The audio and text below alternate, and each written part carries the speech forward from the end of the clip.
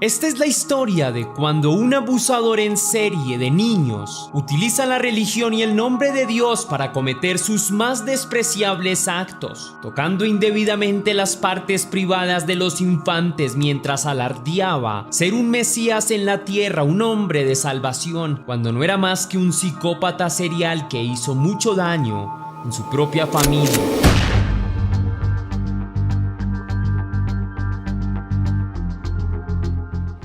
Antes de iniciar con el video de hoy, quiero enviar un saludo muy especial y cósmico a una leyenda, a Sonia Soto, que me escribió: tus videos son tan interesantes, haces un trabajo excelente, me encanta ver los videos, mereces tener muchos más seguidores y sé que lo lograrás, un placer apoyar tu canal, éxitos. Muchas gracias, mi leyenda, por ser tan especial, por apoyar mi contenido. Gracias por estar aquí. Para mí es muy importante saber que hemos construido una comunidad maravillosa y afectiva. Te envío un beso gigante y también te envío un abrazo cósmico, Sonia. Cuídate mucho. Ahora sí, la pregunta del día de hoy es: ¿conoces a pastores o líderes religiosos que sean cuestionables? Déjame tu respuesta en la caja de comentarios.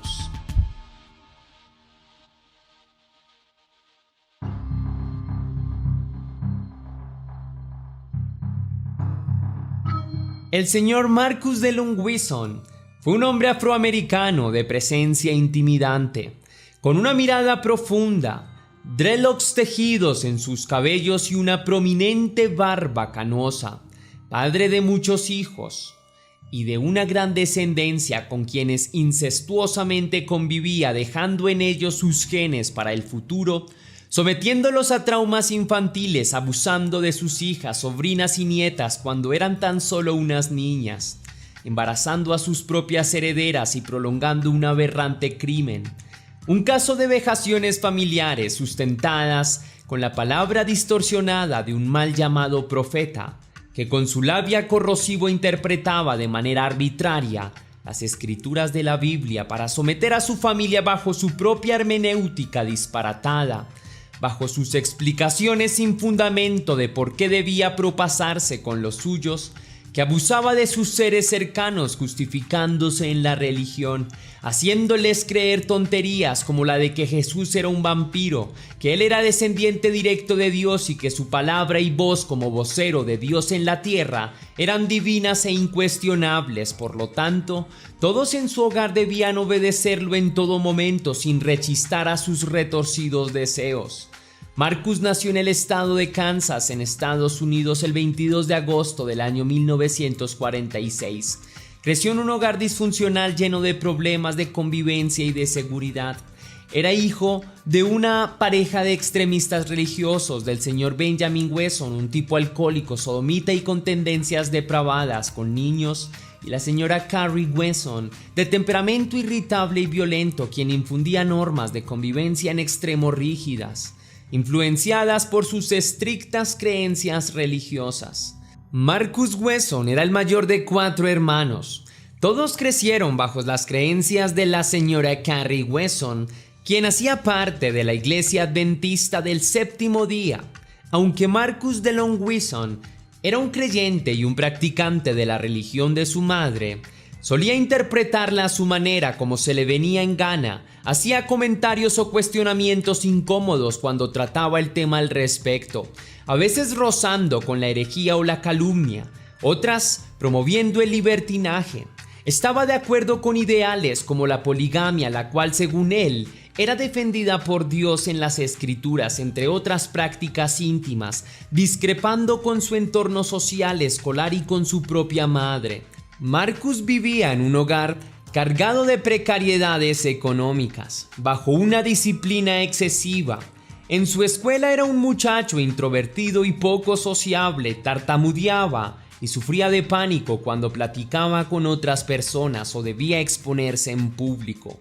Participó de varios deportes y le iba bien en la clase de atletismo, pero sus calificaciones en las otras materias siempre fueron bajas.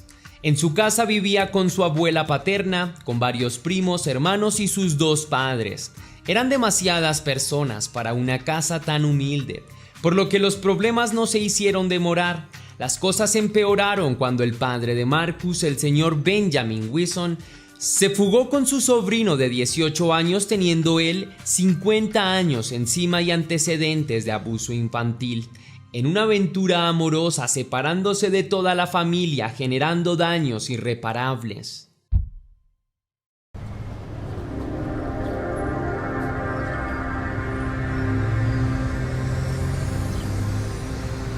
En 1960, Marcus se muda con su madre y su familia a San Bernardino, California. Tras el escándalo con su padre, luego abandona la escuela secundaria, cursando el último año, para inscribirse en el ejército de los Estados Unidos, compareciendo en la Guerra de Vietnam entre los años 1966 y 68, participando como conductor de la ambulancia, salvando algunas vidas en combate. Luego fue dado de baja honorablemente y devuelto a los Estados Unidos como excombatiente con tan solo 21 años de edad.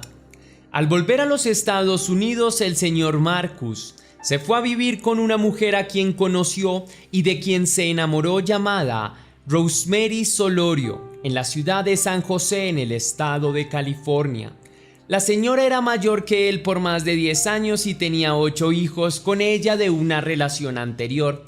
La mujer confiaba que Marcus ayudaría a solventar los problemas económicos, haciéndose el hombre de la casa en su nuevo hogar. No obstante, estaba equivocada, pues el hombre vivía de los bonos del Estado y nunca se esforzó por buscar un trabajo formal. En el año 1971, la señora Rosemary tuvo al primer hijo de Marcus, quien luego de la guerra se obsesionó con la idea de ser predicador y empezó a practicar varias de las creencias infundidas por su madre bajo su propia adaptación, parábolas y enseñanzas dictaminadas como obligatorias ante su nueva familia, ante su esposa, su hijo y los hijos de su pareja, la señora Rosemary. Su estricto régimen religioso obligaba a los niños y a su mujer a madrugar temprano en la mañana todos los días, a ser castigados con severidad 3 veces al día durante 30 días seguidos en caso de cometer faltas. No podían comer carne y debían estar aislados del mundo exterior la mayoría del tiempo. Ofrecía la idea de que el mundo afuera estaba corrupto, que Jesús era un vampiro y por eso hablaba en sus escrituras que debían beber de su cuerpo y de su sangre, prometiéndoles la inmortalidad a los apóstoles. Marcus decía que había sido elegido por Dios para hablar por él en la tierra y todos debían escuchar su palabra con suma atención y devoción, protagonista de su propio delirio mesiánico.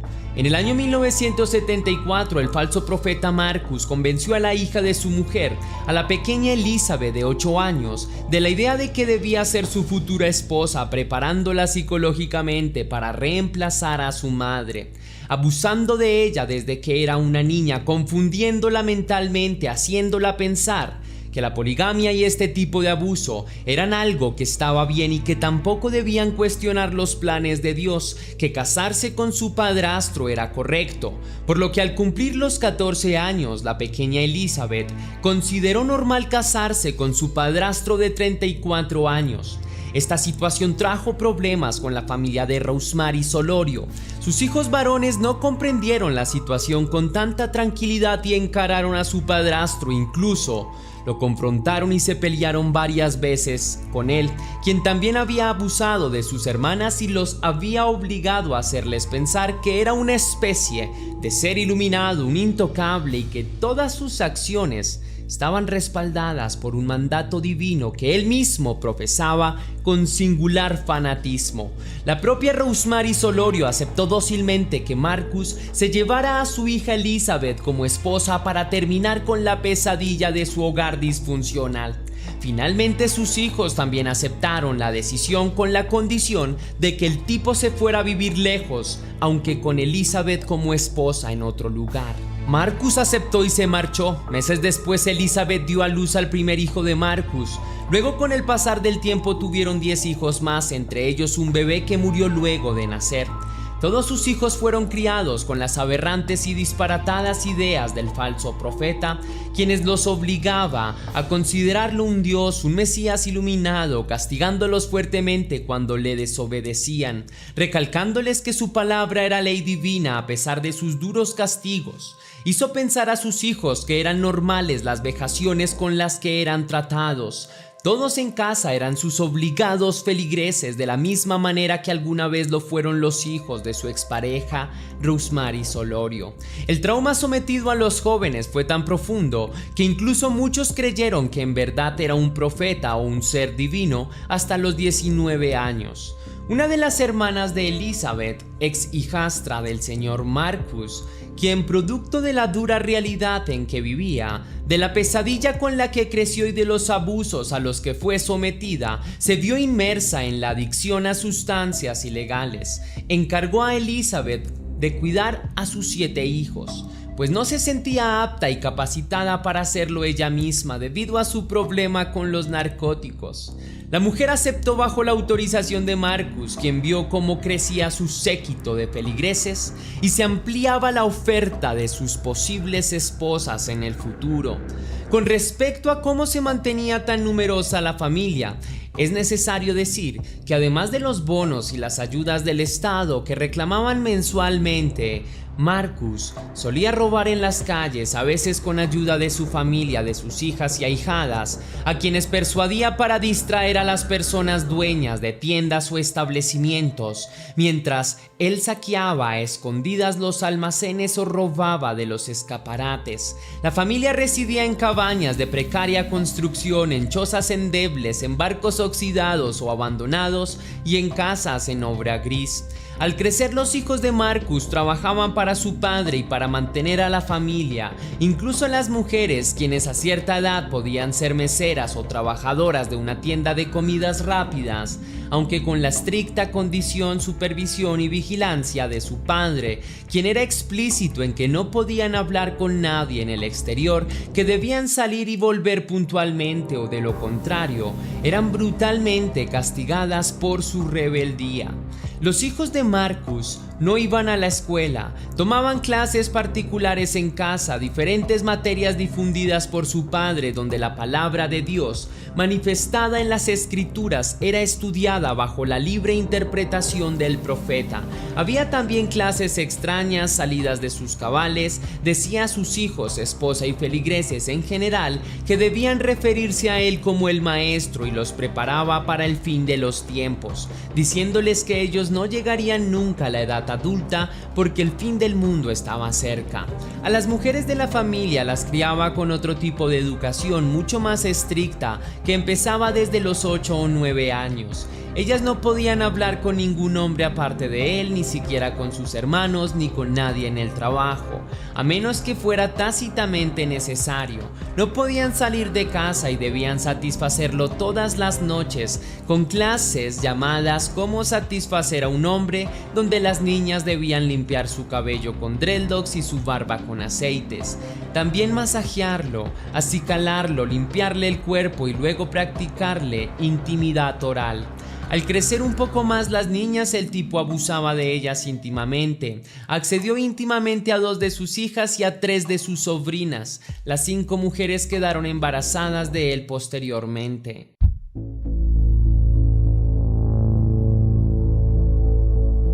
Marcus planeaba mudarse con su familia al estado de Washington, donde vivían sus padres, pero varios miembros de su familia, entre ellos 2 de sus sobrinas, se rebelaron contra él exigiendo libertad para sus hijos sometidos. Los familiares de Marcus valerosamente contactaron a la policía de Fresno y denunciaron toda la situación, los vejámenes cometidos por años y la personalidad manipuladora y psicópata de Marcus Wilson. Quienes tomaron cartas en el asunto rotularon el caso como un problema doméstico. Luego llegaron a la casa para investigar el 12 de marzo del año 2004. Llamaron a la puerta varias veces avisando a Marcus que debían hablar con él, entrevistarlo, ya que podía perder a sus hijos por negligencia, quienes serían remitidos al servicio social e incluso ser arrestado por otros crímenes. El tipo, con un semblante sereno, abrió la puerta y pidió a la policía que esperaran unos minutos antes de dejarlos pasar para entrevistarse.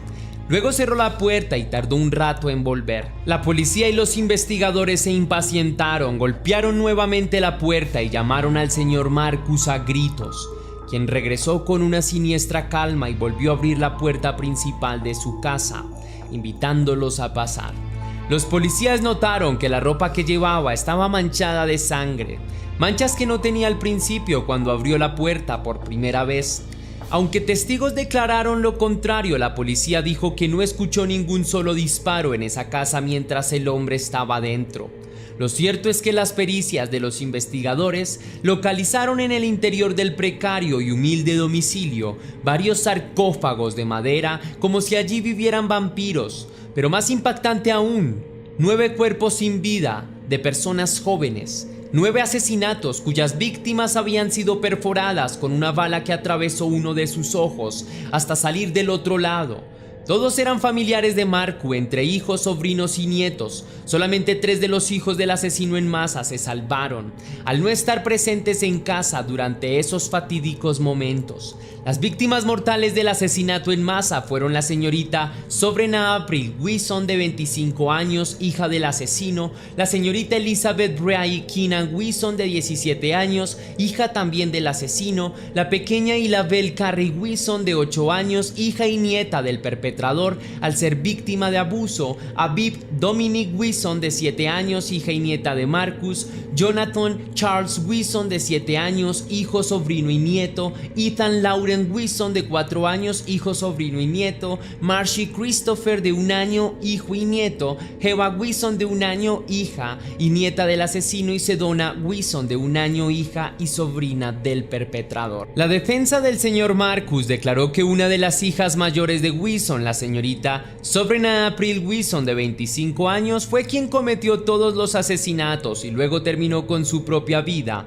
de un disparo en el ojo, ya que el arma homicida, una pistola calibre 22, fue localizada bajo su almohada donde reposaba su cuerpo. Algunas hipótesis hablaban de un posible pacto en el que poner un punto final a su vida era el trato final, un compromiso mortal obligado a cumplir como parte de las disparatadas creencias de la religión infundada por el señor Marcus Wilson.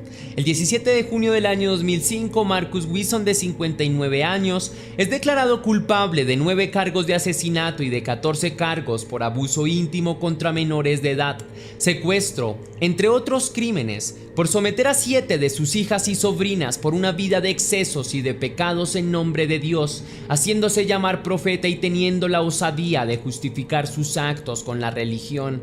10 días después de ser acusado, Marcus es condenado a muerte por sus delitos. Actualmente espera su último día en el corredor de la muerte de la prisión estatal de San Quentin, con 77 años.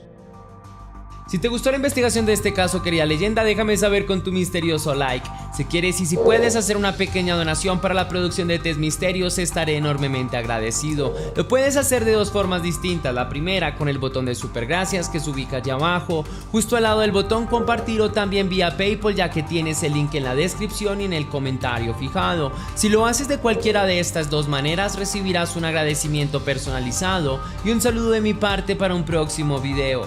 Ahora sí, sin nada más que añadir por hoy, mi querida leyenda, recuerda que las dudas te acompañan, que somos misterio, que tú y yo nos vemos en el próximo caso.